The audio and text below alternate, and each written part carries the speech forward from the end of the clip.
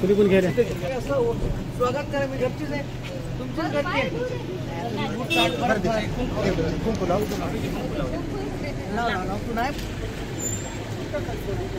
Hello, हां भाभी द्या त्या गावात तुला तेव्हापासून फोन लावला तो फोनच उचलला.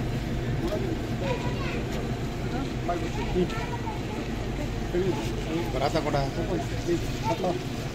आता नेमकं झालं गेले हां जस्ट तू कुठं लागला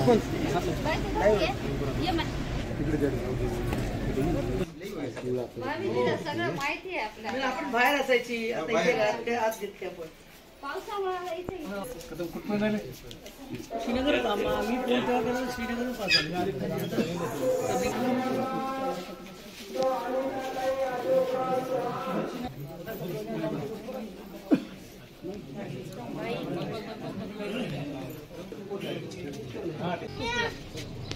सांग माहिती चप्पल कोणती सांग. तुम्ही आमच्या घरी पहिल्यांदा आम्ही बऱ्याच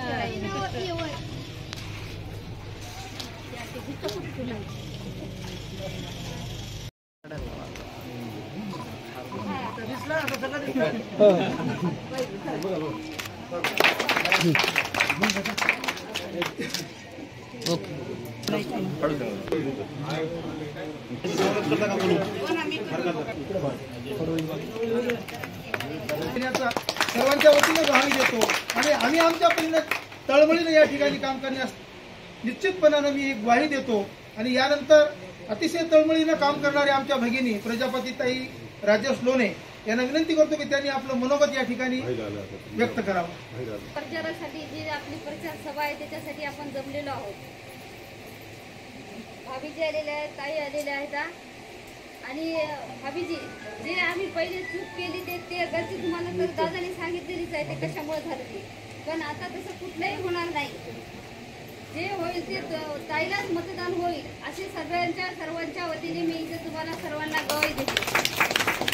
आणि भाभीजी आपले तर संबंध पहिलेपासून जे आहेत ना, साहेबापासून जे आहेत, मोठ्या साहेबापासून जे आहेत. आमचे बापू निवृत्तीराव मोठ्या साहेबासोबत होते, आमचे भाऊजी पण साहेबासोबत होते.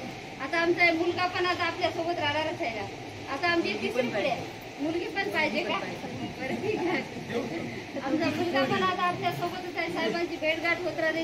हे आहे बघा, हे आता ग्रामपंचायतला म्हणजे गुरुजी केल्यानंतर पोटनिवडणूक लागली होती, त्याच्यामध्ये आता निवडून आम्ही, तुम्ही आणि आम्ही एवढंच. म्हणजे त्याच्यामुळे जे साहेब म्हणतील तेच आम्ही करत.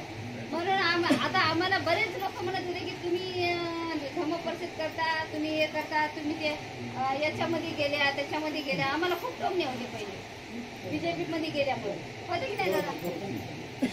पण आम्ही सांगितलं सर्वांना की आम्ही साहेब